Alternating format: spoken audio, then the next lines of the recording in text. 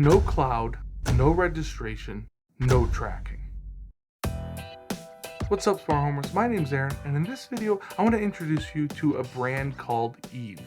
I want to show you some of their products, and I want to show you how they work with Home Assistant. Eve is a smart home company that makes devices that work specifically with Apple HomeKit. And for us Home Assistant users, that's actually a good thing, which I'll explain later. Like Apple products themselves, Eve devices are kind of pricey, but there's an expectation of quality and privacy, which I'll talk about in a little bit. While most of the devices that I've tested in the past either work on Wi-Fi or Zigbee, Z-Wave, or Bluetooth, most Eve devices work on the Thread protocol or Matter over Thread. What this means for us though is that these devices work entirely locally with no cloud dependency. Let's take a look at some of Eve's products, the first 3 that Eve sent to me and the last 2 that I bought myself. All of these products will be linked in the description. The first of the products that I want to show you is their new Eve Energy Smart Plug. It has a very clean look, which you're going to get used to if you start using Eve products, and it has a little button in the upper right corner for manual control of the outlet. On the left side, you can see the Matter QR code, and on the top, you can see the Eve logo, which tastefully blends in and isn't an eyesore. Like I mentioned about most of their products, this one runs on Thread, but specifically Matter over Thread, which means that it should work with most smart home platforms as long as they have a Thread border router. This device is also UL listed, meaning they prioritize safety, and the plug is limited to 15 amps or 1800 watts max, which is great for most of my applications. It's advertised to work with Apple HomeKit, of course, as well as SmartThings, Amazon, and Google Assistants. But with Amazon and Google, you don't get the power monitoring that you do with SmartThings and HomeKit. Adding it to Home Assistant was pretty simple, just using the mobile app to add it via the Matter integration and then scanning the QR code when it prompts you. In order to add it though, you're going to need to have a Thread border router, and right now the Home Assistant mobile app chooses which Thread network it likes best to connect to, so you can actually choose which Thread network you want. In my case, it chose my Google Nest Wi-Fi's Thread network, which I have connected to Home Assistant. In Home Assistant, you get a switch entity, and you also get current, energy, power, and voltage entities. Next, we have the Eve Energy Outlet, which is an actual replacement wall outlet. It has 2 receptacles that are individually controlled, either with the buttons on the face or remotely when you connect it to your smart home system. Once again, this is a Matter over Thread device, and it has the same compatibility as the plug. Right away, you can feel the quality of this device, which is to be expected. It comes with a faceplate already attached, so you need to remove that when you're installing it.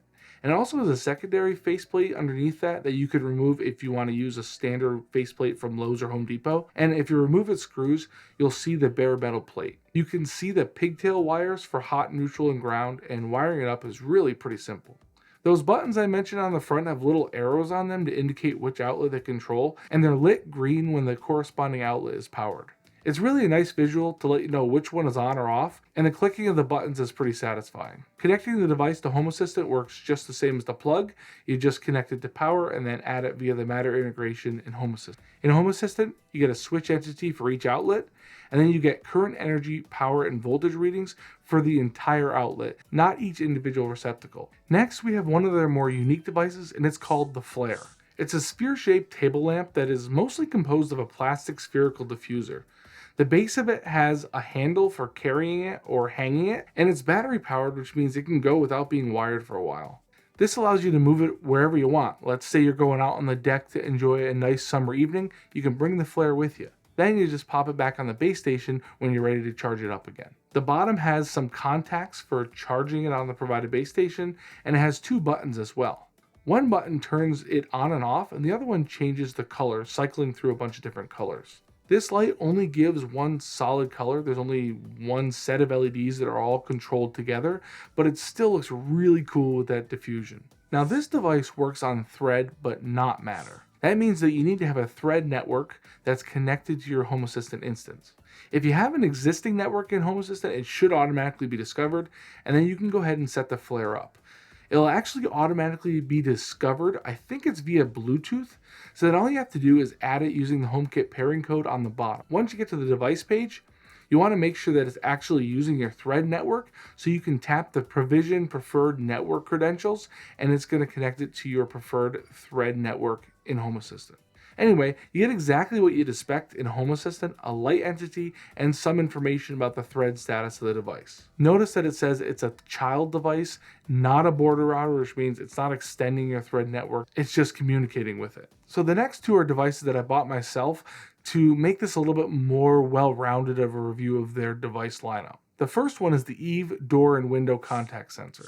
This thing is pretty chunky, running on an ER14250 battery, but otherwise it looks pretty standard. One thing that's different is how small the magnet part of the sensor is. It's very low profile, but they give you these little spacers so that you can build up that height to whatever you need. That's really nice because depending on how the molding around your door works, sometimes you need one side of a sensor to be smaller than the other, and if you make them both the same size, you can't really cut the size down yourself. That means that often you end up needing to build your own little spacers to kind of space everything out the way you want it. This way you can add just the amount of space that you need. There's the logo on the top and a dot matrix on the side, but that just corresponds with the dot matrix that's on the magnet, and it tells you which side of the sensor needs to come close to the magnet to sense it. This device is going to work with most of the major platforms because, like the plug in the outlet, it works on Matter over Thread. But it does mean you need a Thread border router. Like I've showed earlier, you can easily add it to Home Assistant if you have a Thread network or Thread border router connected to Home Assistant, adding it via the Matter integration. You get the basic binary sensor and battery entity that you'd expect, but that's about it. Alright, lastly we have the Eve room sensor, and this one is pretty cool. This is a multi-sensor that monitors temperature, humidity, and air quality, and it's one of the best looking multi-sensors that I've ever seen. It has a high quality aluminum frame with a crisp 200 by 200 point e-ink display. Compared to my go-to temperature sensor with display, the SwitchBot Meter Plus, this one is a bit smaller, but packs a lot more punch. The display has capacitive buttons on the sides to move forward or backward between data displays, and it's good that the display is e-ink and requires very little power because you actually can't turn this thing off. It has a built-in rechargeable battery though, and you can actually just leave it plugged in if you want. From what I've seen so far, it has decent battery life, but I haven't been able to test it that long, so I can't give you conclusive results. The room sensor is built on Thread, but there is no Matter support, at least not yet. You'll need a border router to connect this thing to Home Assistant like all the other devices, but it is going to be automatically discovered in Home Assistant via Bluetooth. You'll go ahead and add it via the HomeKit pairing code, and then you just tap the Provision Preferred Thread credentials to add it to your preferred Thread network in Home Assistant. In Home Assistant, you get air quality, humidity, temperature, and VOC density. You also get a battery entity and the ability to change the temperature units. No Eve Cloud, no registration, no tracking. These are three really good reasons to consider Eve's product line for your smart home. Those three things are what Eve advertises, and from what I can see, that's what you get. Don't forget I've left links to all these products in the description, and if you use those links, I get a small commission and no cost to you.